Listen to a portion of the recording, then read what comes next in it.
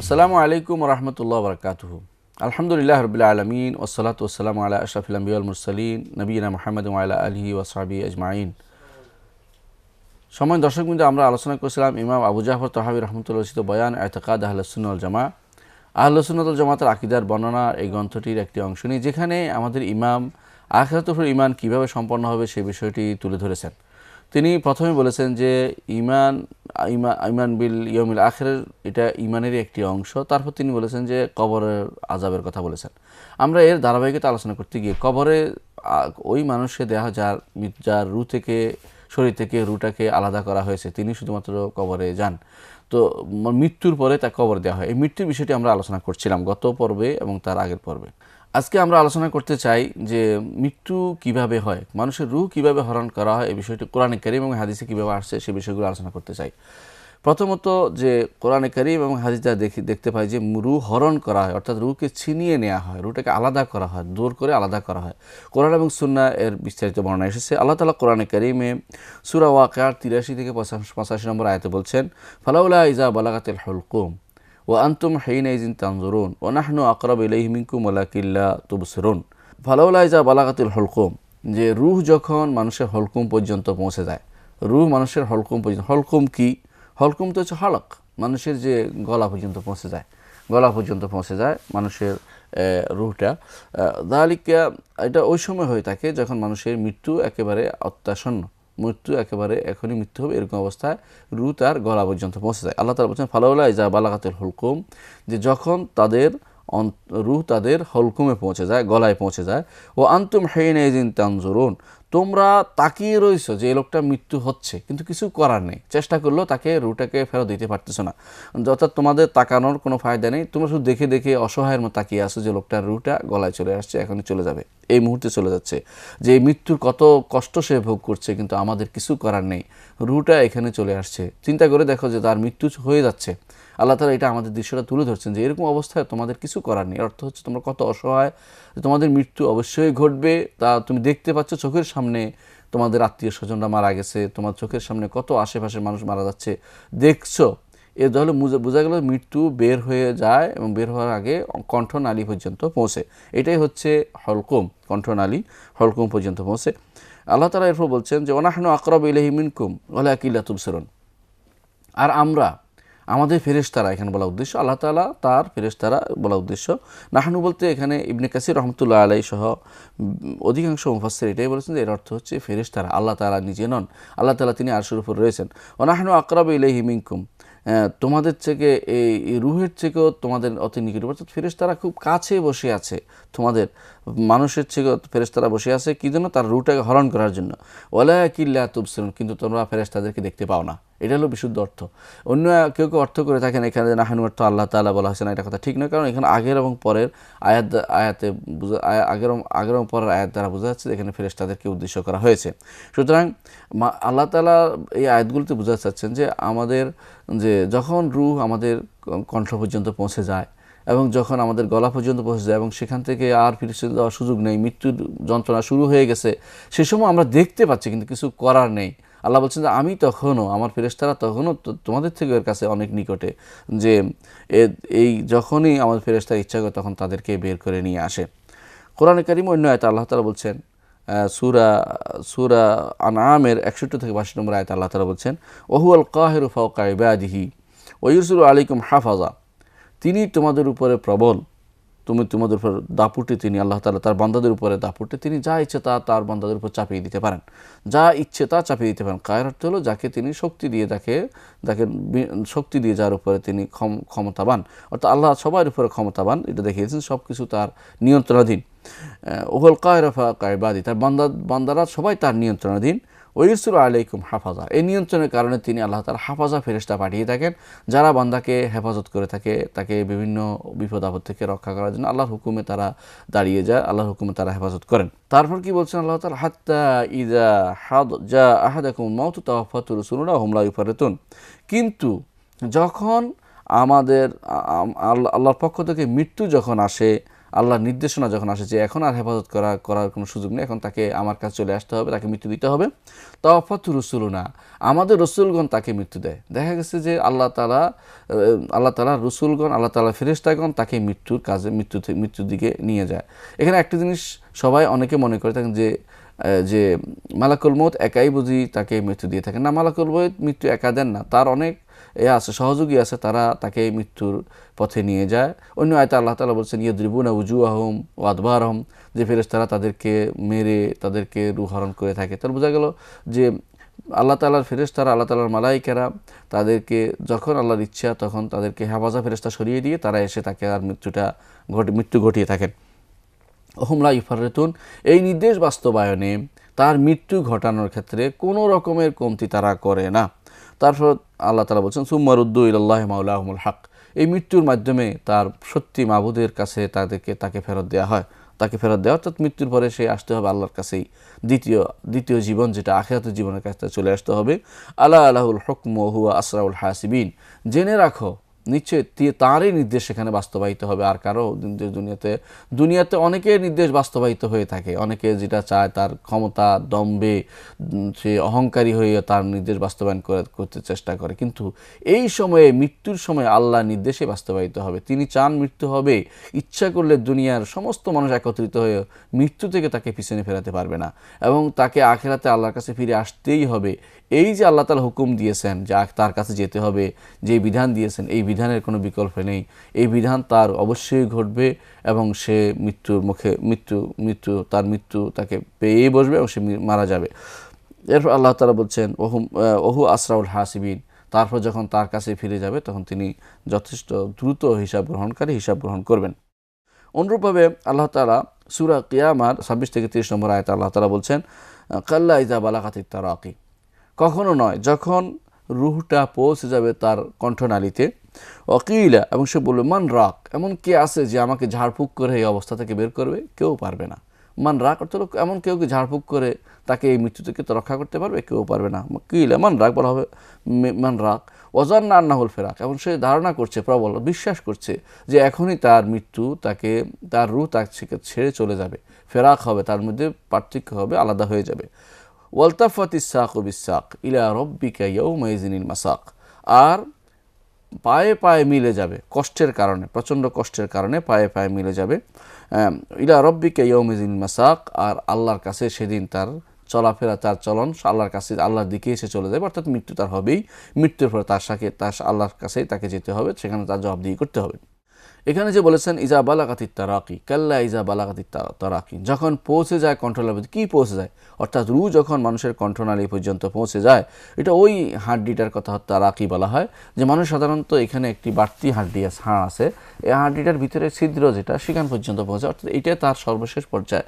যে কোনো মানুষের মৃত্যুর জন্য এখান পর্যন্ত পৌঁছে তার রুহের যে স্বাদ সেটা সে এখানে অনুভব করে, অর্থাৎ রুহের যে কষ্ট, রুহ বের হওয়ার যে কষ্ট বা সাকরাতুল মউত, মৃত্যুর যে পাগলামি, এটা সে অনুভব করতে থাকে, তার গলাতে সেটা অনুভব করে।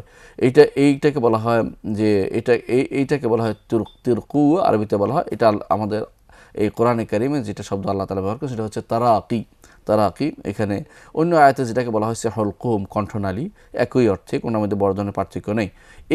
এই জায়গাতে পৌঁছার পরে আল্লাহ তাআলার নির্দেশনা মোতাবেক তার ফেরেশতারা, তার মালাইকারা মানুষের রূহটাকে হরণ করে থাকে।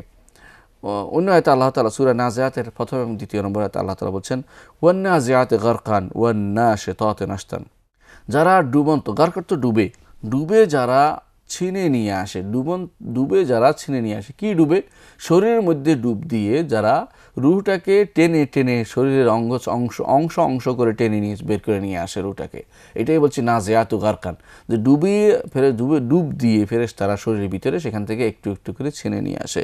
এর শপথ করে আল্লাহ তাআলা বলছেন ওয়ান নাজিয়াতি গারকান, ওই মালাইকাদের শপথ করে আল্লাহ বলছেন যারা মানুষের শরীরে ডুবিয়ে সেটাকে টেনে নিয়ে আসে, যে রুহটাকে বের করে নিয়ে আসে।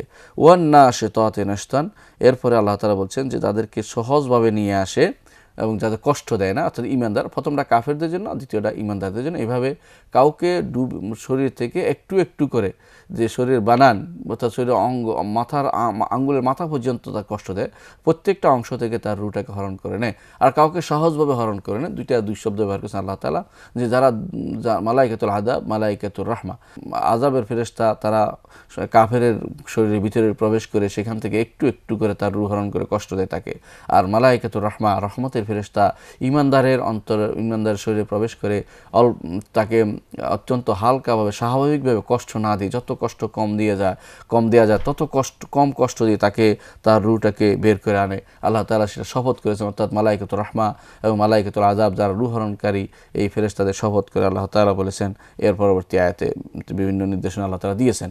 এখানে যে কিয়ামত হবে সেটা আল্লাহ তাআলা ঘোষণা করেছেন। তো এখানে যে জিনিসটা আমাদের জানা দরকার সেটা হচ্ছে যে ফেরেশতা দুই ধরনের ফেরেশতাই আছে, যারা মালাইকাতুর রাহমা, একটা মালাইকাতুল আযাব, এরা রূহ হরণ করে বলে আল্লাহ তাআলা ঘোষণা করেছেন।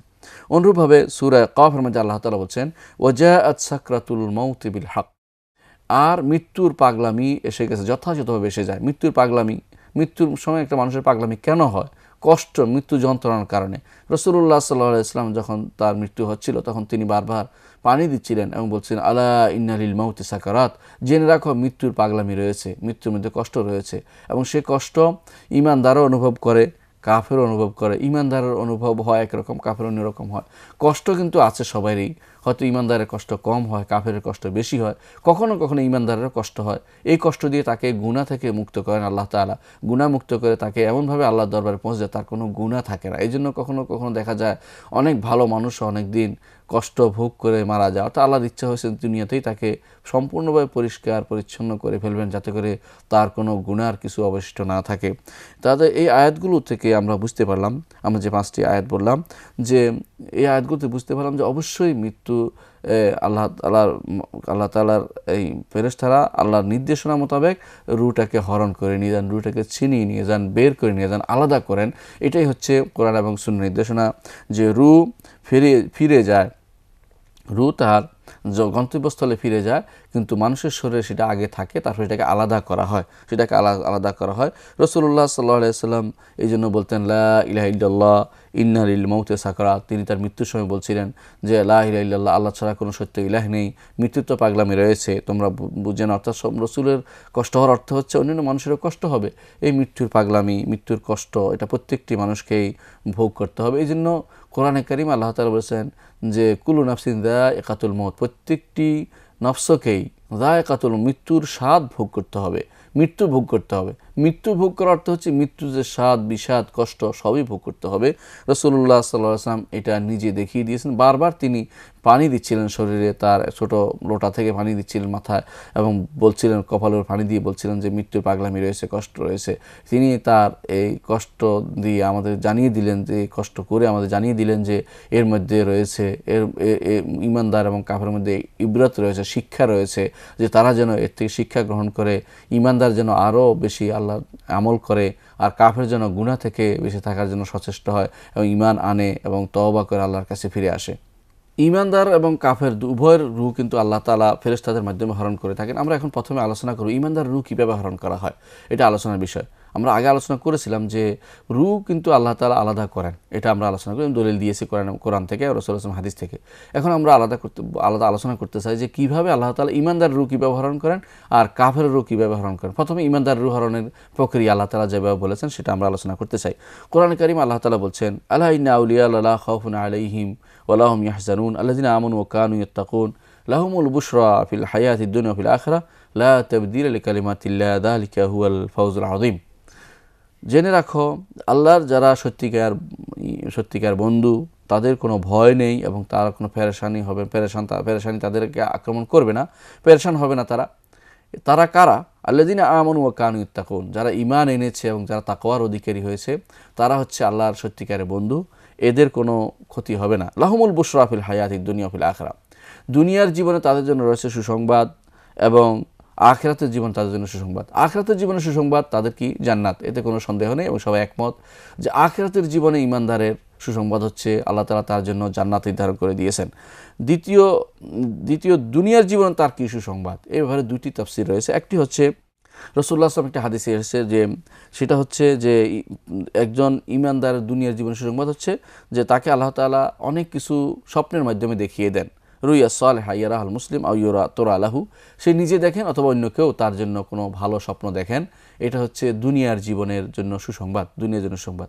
আরেকটি তাফসীর যেটা আমাদের এই আজকের আলোচনার সাথে খাপ খায় সেটা হচ্ছে এই আয়াতে লাহুমুল বুশরা ফিল হায়াতিদ দুনিয়া, দুনিয়ার জীবনে তাদের জন্য সুসংবাদ রয়েছে। তাফসীর করা হয়েছে যে মৃত্যুর সময় তার জন্য ফেরেশতারা আসেন, এসে তাকে সুসংবাদ দিয়ে থাকেন যে তোমার জন্য জান্নাত রয়েছে, তোমার জন্য ক্ষমা রয়েছে, আল্লাহর পক্ষ থেকে সুসংবাদ দিয়ে থাকেন।